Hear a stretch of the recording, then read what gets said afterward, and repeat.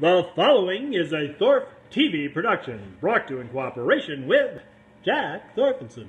Ladies and gentlemen, live from Mr. Holster's ranch way up north near the Canadian border, it's time for the SOCS Show! Let's have a big round of applause for that unique, vivacious, intelligent YouTube personality, Mr. Holster!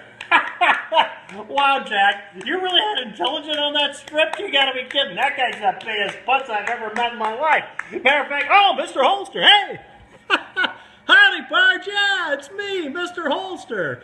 Let's see what Jack you had this last week. It's a Knob Creek again. Jeez, buddy. What happened to all of it? Jack.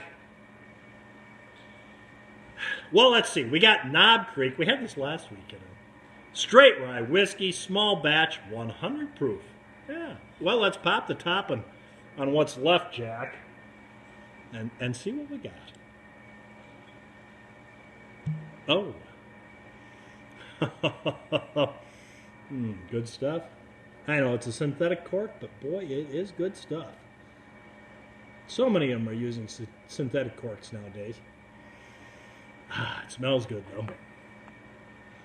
Let's just pour a little in the old ranch shot glass. Old West Texas dust. And get the show going. I guess we'll just put that over there. We might want another one of those before the evening's out. To the sunny slopes of long ago.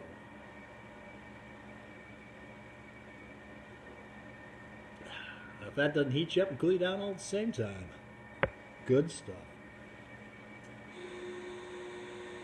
Jack had a few too many last night. He was out at the Legion Hall. Jack, they can't even see you. What are you lying down for? Seriously, Jack. They barely see you. You do look good, though. Jack had a few too many. Went down to the, what was it, the VFW. You were at the VFW last night, weren't you? Well, I think he had a few too many because he brought a manhole cover home with him and tried to play it on the phonograph. After the show, though, Jack and I are going to go over to the kitchen of Sarah Lee and watch her cupcakes rise. Remember the famous words of Robin Hood, Prince of Thieves. Why do we have to have such a little John? This is what we got tonight we're going to talk about, guys. We're going to talk about the guns that were used in the Old West. At least the ones I got lying around. Well, they weren't technically actually the guns used. They're my guns, but they're like the guns used in the Old West. There we go. The first one we're going to talk about is this lovely reproduction. This one's a reproduction. It's made by Pieta. Yeah. Of a Navy Colt. And who carried a Navy Colt but Wild Bill Hickok? Yeah. Good old Wild Bill. Carried a pair in a cross straw. Used to keep them in a sash, I think. A pair in cross straw. And he was really good at it. You know, it's hard to do. Good at a twist straw, apparently. That's how he'd do it. Is twist straw. This one here happens to be a little different deal. This was actually used in a Robert Urich TV program. Yeah, it was. It's from the prop department. Yeah, what was that program called, Jack? That was one of your favorites. Well, I'll have to think about it. Any rate, he played this character, was a Secret Service agent guarding President Lincoln. Of course, President Lincoln was shot. But he was incapacitated the night that Lincoln was shot. And he suffers from amnesia. Lazarus. That's what it was called, Lazarus. Thank you, Jack. Lazarus. And this was used in the pilot episode of it. He picks it up off of a soldier in the very end of the episode. This is the actual gun. Yeah, exciting, isn't it? I always like Robert Urich, Spencer for Hire. I was more partial to Hawk, but that was a good show. So that is our representation of the Navy, 1851 Navy, made by Colt, which was a great gun. Next, what Old West gunfight would not be complete without a double-barreled shotgun? Yeah, double-barreled shotgun. This one being my nice old Rossi that I like so much. Nothing like a hammer gun. Hammer guns are nice because you can just cock those two hammers and let it fly. You can actually let this one go both barrels at the same time if you're talented enough. Kind of pinches my fingers to do that, though. But it's safe to carry, or so they say, loaded like that because of the hammers. You still got to cock it before you can pull the trigger. And who carried a double-barrel shotgun? Yeah, Doc Holliday at the OK Corral, right? He had the double-barrel shotgun, at least he did in the movie. That was Val Kilmer, by the way. Really do like this nice little short-barreled shotgun. A handy little gun to have around, actually. You can chuck those things and do a quick reload. I know you only have 2 shots, but they're darn effective at center of mass at a real close distance. Then next, we have the Winchester 94. 1894, the 30 Winchester centerfire. WCF, 30 WCF, that later became the 30-30. When Marlin brought out their version of the gun, they named the cartridge 30-30, which is the 30 caliber and 30 grains of black powder, of smokeless powder. Yeah, this was the first smokeless powder gun, and you're thinking that's a little late for the Old West. Well, you know who used this? Who's a big Old West legend, was a lawman, kind of, sort of. He worked for the Pinkerton Agency, that's why I say kind of, sort of. A scout to the Army, helped find and trap Cochise, and a bad guy in the end. Was hung for killing the 13-year-old kids. I think he was 13 years old. And I'll put a link to that. I told that story and another story. I'll put the link, in case you guys didn't see that story about Tom Horn, I'll put the link right here to those videos. And you can watch them real quick. They aren't very long. And this was the gun. He probably had a longer barrel, not a 20-inch one, I suspect. But this was the gun and the cartridge that Tom Horn favored. Yeah. And seeing people didn't have a lot of money in the Old West, it was probably pretty rare at the time because it was pretty cutting-edge new stuff. So most people were still carrying around 66s and 73s back then. And Tom Horn, he had the 30.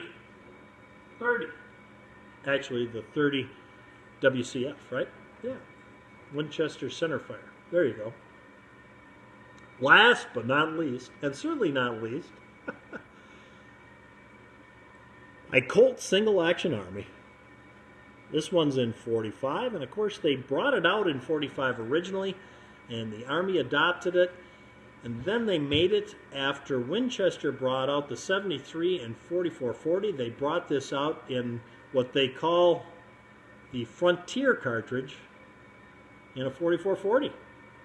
So that you could have both the rifle and the handgun in the same cartridge. Be very handy if you're out in the Old West.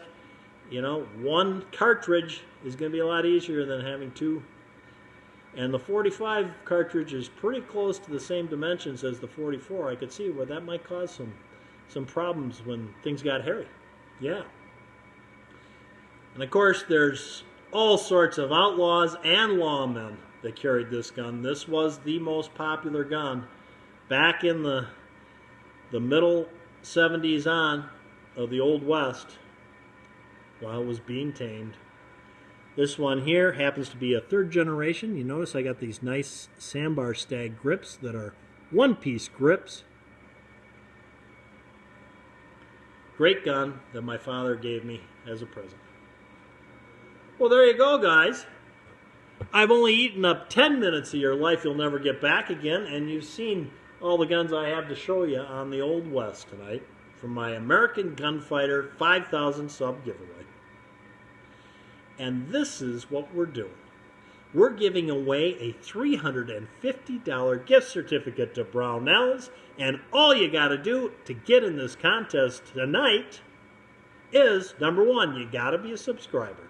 Number two, like this video, and in the comments section down below, just type in the name of that actor that played Doc Holliday in that great movie, Tombstone. Yeah, that's it. That's all you got to do, and you're in the contest. Well, yeah, I guess Jack's asleep. Was it that bad, Jack? Seriously. Well, there you go, pards. There's the SOCS show for tonight. I tell you, it's been just a whirlwind up here. 60-degree temperatures for about a week. Everything melted. Finally got rid of the ice. And then, boom, Mother Nature comes back and it starts freezing and snowing again. It made you feel, it's kind of cruel, actually, because it made us feel like, ooh, spring was here, which we know it isn't because it's still another 5 weeks away here, but it made us feel that way. We thought, oh, it's finally over. And so, yeah, the lodge here is back to 48, 50 degrees again. It was 60, it was 65 in here yesterday. It was so nice in here. 65 degrees, and now it's like 48. Well, that's what happens when you live way up north near the Canadian border. Right there? Right, Jack? See, Jack was so excited. He was out there working on his car. The last few days he was out there working on his car. He had dreams of getting his Spitfire out and putting the top down. And I'm sorry, Jack, but I told you it was going to just be fleeting. I told you it would just be gone and you wouldn't be able to do it. He's been on the internet for... What'd you spend like till midnight last night on the internet trying to find an aviator hat and goggles? He thinks he can use the car with the top down, even if it's cold if he has those. And quite frankly, the heating system is non-existent in that car. Yeah. Matter of fact, just between you and me, the electrical system really stinks. But I tried telling him that when he bought it. But Jack said when he bought it, I said, Jack, it's only got 2 bucket seats. And he says, yeah, one for me and one for the ice. I said, Jack. Really, Jack? And Jack says, well, you know, I feel sorry for people that don't drink. Because when they get up in the morning, that's as good as they're going to feel all day long. Well, that's what you said. He always says that. Thanks for tuning in, guys. If you like my channel, please subscribe. That's 13 minutes and 10 seconds of your life you'll never, ever, ever get back again. Till next time, go out and stay safe.